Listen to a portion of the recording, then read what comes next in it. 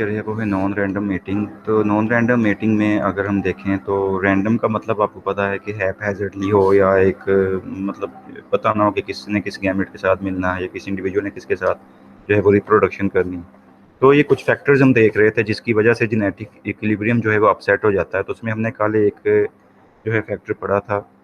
जिसको genetic drift का नाम दिया गया, ठीक है। इसी तरह से जो है वो माइग्रेशन है, नॉन रैंडम मेटिंग, ये सारे फैक्टर्स ऐसे हैं जिससे क्या होता है पॉपुलेशन में जेनेटिक इक्विलिब्रियम जो होता है वो अपसेट हो जाता है, वो सही नहीं रहता।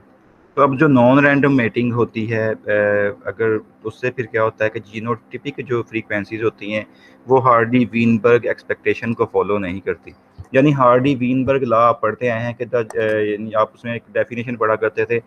कि पॉपुलेशंस ऐसी जो होती हैं, आप उसके एक पढ़ा करते थे ना definition, the frequencies of alleles and genotypes in a populations gene pool remain constant over generations unless acted upon bye agents other than sexual recombination. तो ये आपकी एफएससी में एक डेफिनेशन हुआ करती थी एवोल्यूशन वाले चैप्टर में, वहाँ पे आप हार्डी विनबर्ग लॉ भी एक पढ़ा करते थे। तो उस लॉ से जो है वो डेविएशन, वो लॉ जो है वो आइडियल सिचुएशन में अप्लाई होता है ना। तो उससे डेविएशन क्यों होती है? क्योंकि अगर मेटिंग नॉन रैंडम कर दी जाए, मतलब रैंडम ना रहे, तो जीनोटिपिक फ्रीक्वेंसीज क्या होंगी, वो हार्डी वीनबर्ग एक्सपेक्टेशन को फॉलो नहीं कर पाएंगी। मतलब फॉर एग्जांपल अब यहाँ पे वो एग्जांपल दे रहा है कि दो मुख्तलिफ अलील्स एक ही जीन की जो है वो अगर मुकम्मल तौर पे इक्वली फ्रीक्वेंट हो, मतलब p is equal to q is equal to 0.5 है, तो हम एक्सपेक्ट करेंगे कि इसमें से हाफ जो जीनोटाइप्स हैं वो जो है हेट्रोजाइगस हो जाएंगे। यानी टू पी क्यू जो है वो बराबर किसके होगा, दो को हम 0.5 से अगर मल्टीप्लाई करके देखें 0.5 से, तो ये नहीं 0.5, तो ये वन क्वार्टर जो है ये होमोजाइगस होंगे इस रिस्पेक्टिव अलील के, यानी P2 और Q2 जो है ये 0.5 का स्केयर यानी 0.25 बनेगा। तो इसी तरह से अगर हम पॉजिटिव असॉर्टिव मेटिंग देखें तो इंडिविजुअल्स जो होंगे ये क्या करेंगे, ये ऐसे इंडिविजुअल्स के साथ मेट करेंगे जिनकी जीनोटाइप क्या होगी, सेम होगी। जैसे फॉर एग्जांपल अब अल्बाइनो आपको पता है कुछ पाए जाते हैं, यानी जिनका स्किन का कलर उड़ा हुआ होता है, यानी वाइटिश स्किन होती है आंखों की भी, हर एरिया की। तो अल्बाइनोज जो होंगे वो दूसरे अल्बाइनो से मेटिंग करेंगे, तो मेटिंग जो होगी ऐसे इंडिविजुअल्स में वो क्या होगी, वो होमोजाइगस हो जाएगी। तो इसमें सेम अलील के लिए जैसे बच्चे जो पैदा होंगे वो भी होमोजाइगस होंगे उनके जैसे, यानी आगे होमोजाइगोसिटी बढ़ती चली जाएगी इस तरह से। तो मेटिंग जो ऐसे इंडिविजुअल्स के अंदर होगी वो हेट्रोजाइगस होगी सेम इस एलील्स के लिए। उसकी वजह से फिर क्या होगा कि 50% जो है हेट्रोजाइगस ऑस्फरिंग होंगे, 50% होमोजाइगस ऑस्फरिंग होंगे, और 25% जो होगी वो उसकी अल्टरनेटिव टाइप जो है वो हर जनरेशन में पाई जाएगी। तो पॉजिटिव असॉर्टिव मेटिंग जो होती है इससे क्या होता है कि जो होमोजाइगोसिटी होती है वो जीनो टाइप्स वो क्या होती हैं, उसकी जो है फ्रीक्वेंसी बढ़ती चली जाएगी, और जो हेट्रोजाइगस जीनोटाइप्स होगी उसकी फ्रीक्वेंसी जो है पॉपुलेशन के अंदर जो होगी वो डिक्रीज करती चली जाएगी, यानी होमोजाइगोसिटी बढ़ती चली जाएगी, और हेट्रोजाइगोसिटी जो है यानी अलील्स का जो पेयर होगा या जो फ्रीक्वेंसी होगी वो क्या होती जाएगी, कम होती जाएगी हेट्रोजाइगोसिटी वाली। तो इस तरह से जो है अलीलिक फ्रीक्वेंसी के ऊपर लेकिन चेंज फिर भी कोई नहीं आ रहा होगा। एक और फैक्टर इसमें ये अब देखिए माइग्रेशन, माइग्रेशन आप समझ सकते हैं कि पॉपुलेशन का एक जगह से दूसरी एक जगह चले जाना, या कुछ इंडिविजुअल्स का एक जगह से दूसरी जगह पे मूव कर जाना, अपने एंडेमिक एरिया से भी या किसी और जगह से भी। तो माइग्रेशन के अब नुकसान क्या होता है कि माइग्रेशन जो होती है डिफरेंट पॉपुलेशन को एक ही स्पीशी की क्या करती है, डाइवर्जेंस से प्रिवेंट कर रही होती है, यानी वो डाइवर्ज नहीं हो पाती है। हालांकि अगर देखें कि बहुत बड़ी अगर स्पीशीज की पॉपुलेशन हो तो उसको तो हम डिवाइड कर सकते हैं कि वो छोटी छोटी पॉपुलेशन में डिवाइड हो जाएं, और जेनेटिक ड्रिफ्ट उनके ऊपर अमल करेगा, और सिलेक्शन भी उनके ऊपर अमल करेगी सेपरेटली, जिसकी वजह से क्या होगा, वो डिफरेंट पॉपुलेशंस के ऊपर एक्ट कर रही होगी, तो जिससे एवोल्यूशनरी डाइवर्जेंस उनके अंदर आती चली जाएगी, यानी वो डाइवर्ज करती चली जाएंगी। एक ही पॉपुलेशन के अगर कुछ मेंबर्स को आप, जैसे आप एडेप्टिव रेडिएशन में पढ़ते हैं कि आप उनको सेपरेट कर दें, उनके दरमियान बैरियर आ जाए, या वैसे ही आप उनको सेपरेट कर दें, वो इंटरब्रीडिंग ना कर रहे हों, तो हमने देखा था कि उनकी जीन फ्रीक्वेंसी जो है या उनका जो जेनेटिक डिस्टिंक्टनेस उनके अंदर आ जाती है, कि उनका जेनेटिक मेकअप अपनी ओरिजिनल पॉपुलेशन से क्या होता है, डिफरेंट होता चला जाता है, यानी वो स्पीसीएशन के अमल से गुजरने लग जाती हैं, वो नई स्पीशीज या सब स्पीशीज बनना शुरू कर देती हैं। तो यही एग्जांपल यहाँ पे आपको दी जा रही है कि अगर एक लार्ज स्पीशी को आप डिवाइड कर दें बहुत सारी स्मॉल पॉपुलेशंस में, तो तब क्या होगा, जेनेटिक ड्रिफ्ट और नेचुरल सिलेक्शन अमल करेगी उन सब पॉपुलेशंस के ऊपर सेपरेटली, जिसकी वजह से उनके अंदर एवोल्यूशन जो होगी वो भी सेपरेट होगी, और वो एक दूसरे से एवोल्यूशनरी डाइवर्ज करती चली जाएंगी। अब अगर स्मॉल अमाउंट ऑफ माइग्रेशन अगर हम देखें हर जनरेशन के अंदर, तो उसकी वजह से क्या होता है कि जो डिफरेंट फ्री पॉपुलेशन होती हैं वो क्या होती हैं, वो बहुत ज़्यादा एक दूसरे से वाज़ह तौर पे जेनेटिकली डिफरेंट होती चली जाएंगी। यानी कि थोड़ी थोड़ी भी माइग्रेशन होनी शुरू हो जाए इंडिविजुअल्स की, मतलब वो किसी नई जगह पे जाके अब आबाद हो जाए, जैसे हम कल अभी आपको बताया था ना कि वो हम जेनेटिक ड्रिफ्ट में देख रहे थे कि जो है वो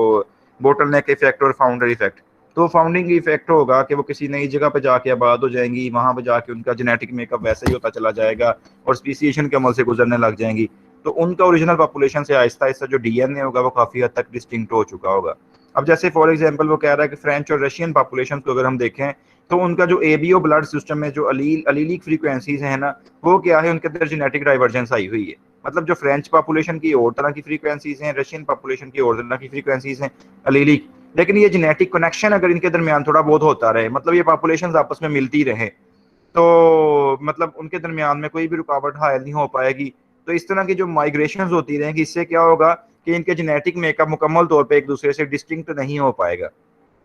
सिंपली आपको ये नहीं समझाने के लिए एक आपको पॉइंट माइग्रेशन में आपने क्या स्टूडेंट्स पढ़ा कि अगर एक पॉपुलेशन है, ठीक है, उसके पॉपुलेशन के मेंबर्स जो है ना वो एक बहुत बड़े जियोग्राफिकल एरिया में सपोज फैले हुए हों,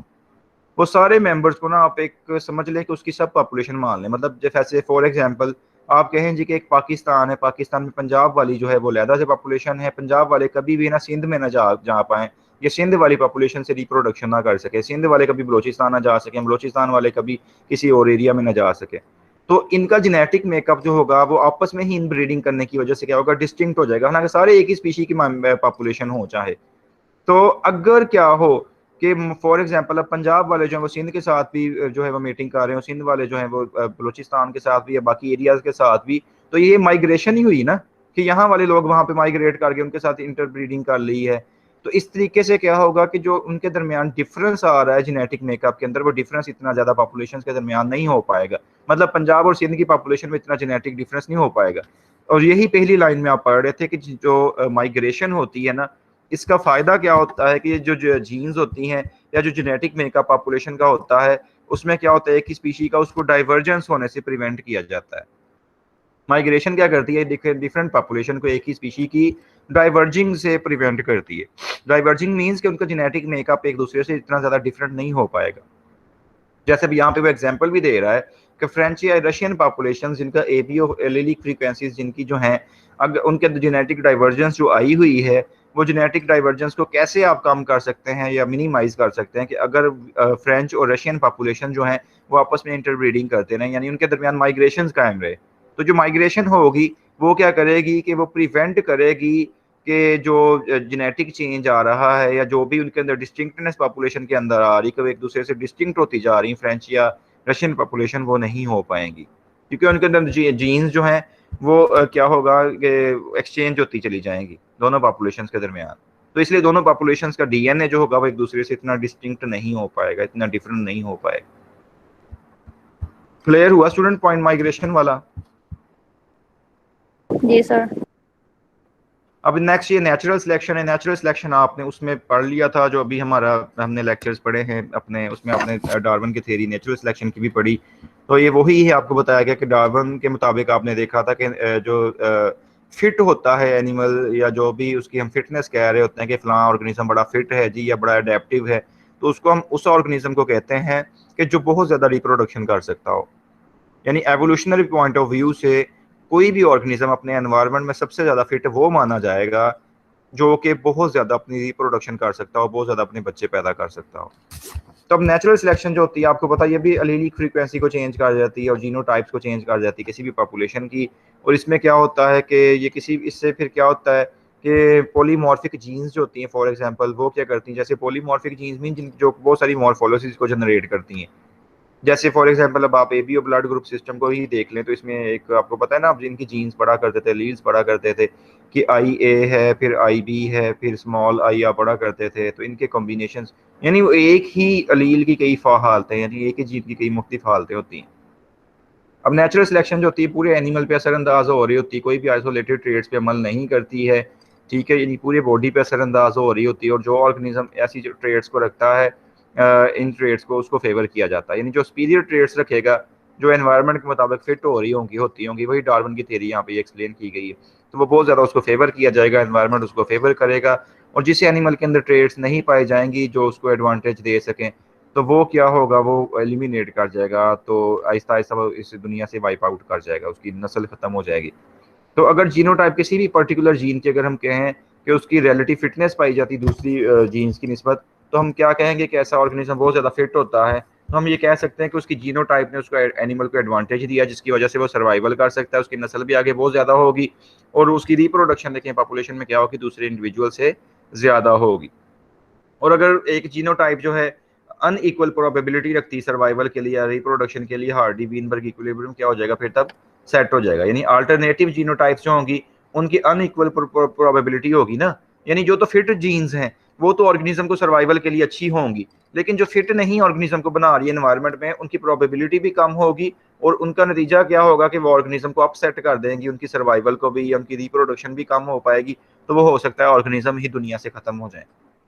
तो अब इस तरह genetic theory of natural selection जो थी, इससे इसके ज़रिए से कोई भी जो है वो किसी भी ऑर्गेनिज्म की रिलेटिव फिटनेस को जो है वो मेजर कर सकता है। और अगर वो देखना चाह रहा है कि डिफरेंट जीनोटाइप्स आती हैं, तो किस जीनोटाइप का ऑर्गेनिज्म जो है वो ज़्यादा रिलेटिवली फिट होगा एनिमल, यानी कि मतलब मुख्तलिफ एनिमल से एक ही स्पीशी के हों, उनकी जीनोटाइप डिफरेंट आ रही हो, और देखा जाएगा कि कौन से जीनोटाइप वाला उस एनवायरनमेंट में बहुत ज़्यादा रिप्रोडक्शन कर रहा था और कौन सा ऐसा था जिसकी आगे नस्ल भी बढ़ती चली जा रही है, कौन सा जो है वो एलिमिनेट कर गया है। ठीक है, तो ये इसमें एक टॉपिक है, यहाँ तक आपने इसको बस करना है, बाकी आगे जो है हमारे ये सिलेबस से मैच नहीं करता है, एवरेज इफेक्ट या इंक्लूसिव इफेक्ट या बाकी सारी इसमें जो पॉइंट्स हैं।